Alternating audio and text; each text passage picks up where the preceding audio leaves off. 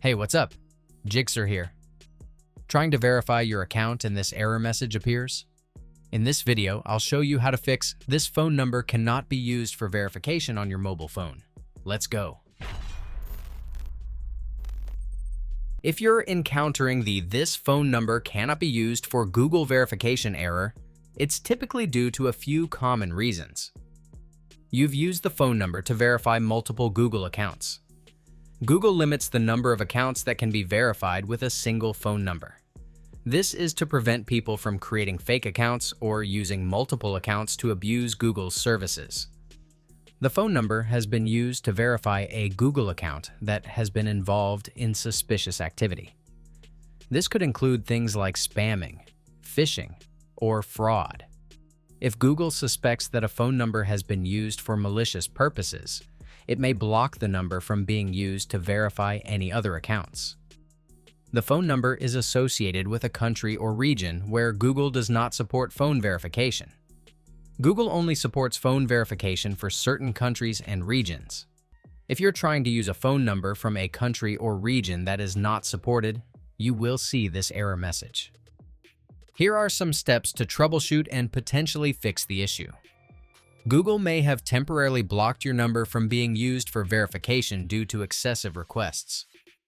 If you've tried several times in a short period, wait for 24 to 48 hours and try again. Check for any typos or errors in the number you're entering. Verify the format of the phone number, including the country code. Make sure you're entering it correctly, for example, +1 for US numbers.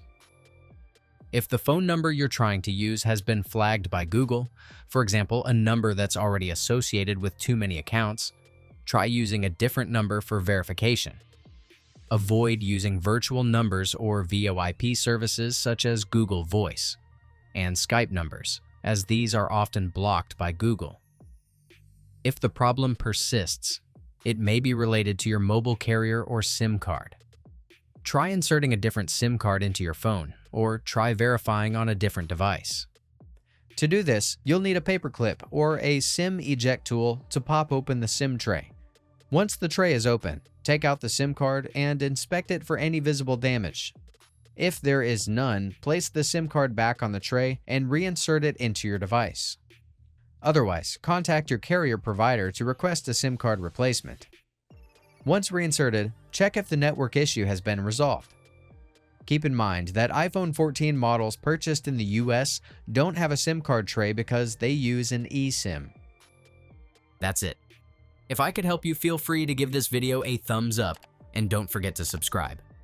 If you have any questions about the video or want me to create a tutorial about another topic, leave a comment below. See you next time. Bye.